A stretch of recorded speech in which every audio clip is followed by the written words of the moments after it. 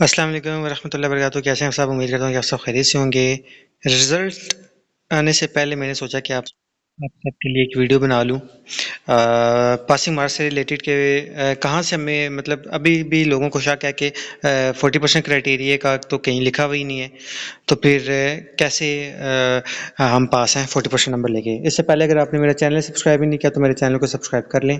इस वीडियो में मैं आपको कंप्लीट डिटेल्स बताऊंगा, वीडियो को एंड तक देखिएगा कि कैसे आप एलएमएस में ही ऑप्शन है, एलएमएस में ही उन्होंने अपडेट किया हुआ है कि 40% वाला पास है।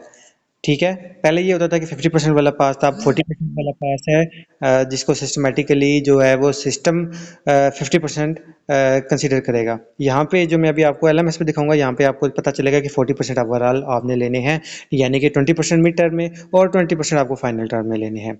ठीक है, तो तसल्ली से टेक लगा के वीडियो देखें। आपने सबसे पहले एलएमएस ओपन कर लेना है। एलएमएस का आपको पता है कि vulms.edu.p की वेबसाइट है। फिर इसके बाद अपने अपना अकाउंट लॉगिन कर लेना है, अपनी आईडी डालनी है, पासवर्ड डालना है।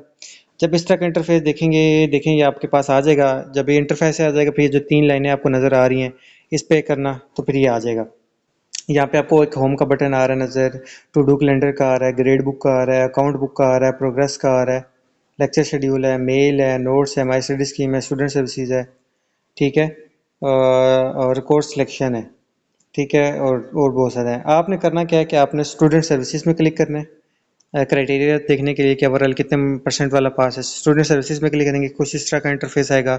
सबसे पहले एकेडमिक्स का आपको नज़र आएगा, फिर अकाउंट्स का नज़र आएगा, फिर आपको एग्जामिनेशन डिपार्टमेंट का नज़र आएगा। एग्जामिनेशन डिपार्टमेंट में के बाद फिर रजिस्ट्रार ऑफिस है। खैर ये फिर आपका काम काम करनी है।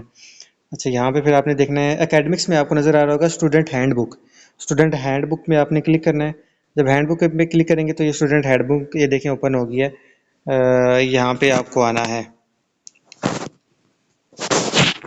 ठीक है, तो यहाँ पे साइड में आपको लेफ्ट साइड में आपको ऑप्शंस नज़र आ रही है। होम है, how to study at V U है, एग्जामिनेशन डिपार्टमेंट है। फिर आपने एग्जामिनेशन डिपार्टमेंट में क्लिक करना है। जब आप एग्जामिनेशन डिपार्टमेंट में क्लिक करेंगे ना, तो फिर आपने एग्जामिनेशन डिपार्टमेंट में क्लिक करने के बाद आपने एक मिनट, हाँ, एग्जामिनेशन डिपार्टमेंट में क्लिक करेंगे ना, फिर ये आपको रिजल्ट का ऑप्शन नज़र आ रहा है। इस रिजल्ट वाले ऑप्शन पे क्लिक करना है। रिजल्ट वाले ऑप्शन पे क्लिक करने के बाद आपको नज़र आएगा general criteria for qualifying A semester, यानी कि सेमेस्टर को क्वालिफाई करने का क्राइटेरिया क्या है। फिर आपने इस पे क्लिक करना है। जब इस पे क्लिक करेंगे तो ये जनरल उसका क्राइटेरिया आ जाएगा, ये जो आपको नज़र आ रहा है। क्राइटेरिया क्या है, आप पढ़ें। रूल्स क्या है, a student must participate in the work semester to appear in end semester offered by the university. In case student does not participate in work semester और does not appear in that semester, he shall will be graded as F grade in that course and such students shall have to repeat the course। ये कह रहे हैं कि अगर आप work semester पे participate करते हैं और एंड सेमेस्टर तक, तो फिर आप जो है वो अपना आपका रिजल्ट जो है वो अनाउंस होगा। अगर आप पार्टिसिपेट नहीं करते वर्क सेमेस्टर में और ना ही एंड सेमेस्टर में पार्टिसिपेट करते हो, तो फिर आपको एफ ग्रेड दिया जाएगा। वर्क सेमेस्टर में आपकी असाइनमेंट जीडीबीज क्विज़ हैं और मिड टर्म है। ये 3-4 चीज़ें आपने लाजमी देनी है, तब आप एंड सेमेस्टर दे सकते हैं। एंड सेमेस्टर क्या है, एंड सेमेस्टर है फाइनल टर्म एग्जाम्स आपके। ठीक है, अगर आप ये करेंगे, ठीक है, और जिस सब्जेक्ट का आपका मिस हो गया, आपने ना किया, तो फिर आपको एफ ग्रेड मिलेगा। ठीक है, याद रहे कि मिड टर्म देना ज़रूरी है वर्क सेमेस्टर में। अगर आपके असाइनमेंट जीडीबीज रह जाती हैं तो उसका इतना इशू नहीं है, लेकिन यह है कि फिर आपको मिड टर्म में और फाइनल टर्म में ज़्यादा मेहनत करने की ज़रूरत पड़ जाती है। इसी तरह अगर हम बात करें फाइनल सेमेस्टर की, तो फाइनल फाइनल एंड सेमेस्टर की वो फाइनल टर्म एग्जाम्स को कहते हैं, जो कि आपने अभी दिए हैं 60 नंबर के। अच्छा, और नीचे क्राइटेरिया आ गया, student shall qualify at least 40% marks in aggregate, यानी कि एग्रीगेट मार्क्स आपको, यानी कि टोटल आपको 40% मार्क्स लेने हैं पास होने के लिए। और 40% में 20% आपने लेने हैं फाइनल टर्म में और 20% आपने मार्क्स लेने हैं मिड सेमेस्टर में।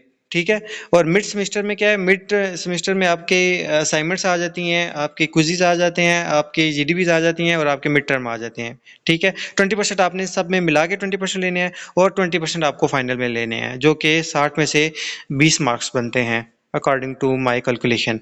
ठीक है। और इसके बाद the grade of the course will be awarded as per the university grading scheme. अच्छा, फिर आपको जो ग्रेड है वो यूनिवर्सिटी ग्रेडिंग स्कीम के मुताबिक दिया जाएगा, यानी कि आपके 40% मार्क्स आए हैं तो 40% मार्क्स को सिस्टमेटिकली 50% उसको कंसीडर किया जाएगा या 51% कंसीडर किया जाता है। वो वर्चुअल यूनिवर्सिटी अपनी ग्रेडिंग स्कीम के तहत आपको जो है वो अवार्ड देगी, यानी कि जो कि ABCDEFGHIJK बल्कि होता ही नहीं है, F ग्रेड तक होता है। F ग्रेड में से कोई भी आपको जो है वो ग्रेड दे दिया जाएगा। और थर्ड में no grace marks shall be awarded to the students. Grace marks वो होते हैं, यानी कि अगर आपका 100 में से 33 नंबर, 100 में से 33 नंबर वाला पास है ना, और आपके 32 बन रहे हैं, तो फिर यूनिवर्सिटी आपको 32 ही देगी, 33 देकर, यानी एक नंबर ऊपर देकर आपको पास नहीं करेगी, आपको फेल ही करेगी। तो ग्रेस मार्क्स नहीं है। आप खुद स्टूडेंट्स सोचें कि 40% मार्क्स में भी अगर आपको यूनिवर्सिटी ग्रेस मार्क्स देना शुरू कर दे तो फिर क्या मतलब, 40% क्राइटेरिया कुछ भी नहीं है, कुछ भी नहीं है, तो इजीली बंदा पास हो सकता है। तो फिर आप ये देख लें, मैंने आपको बता दिया है।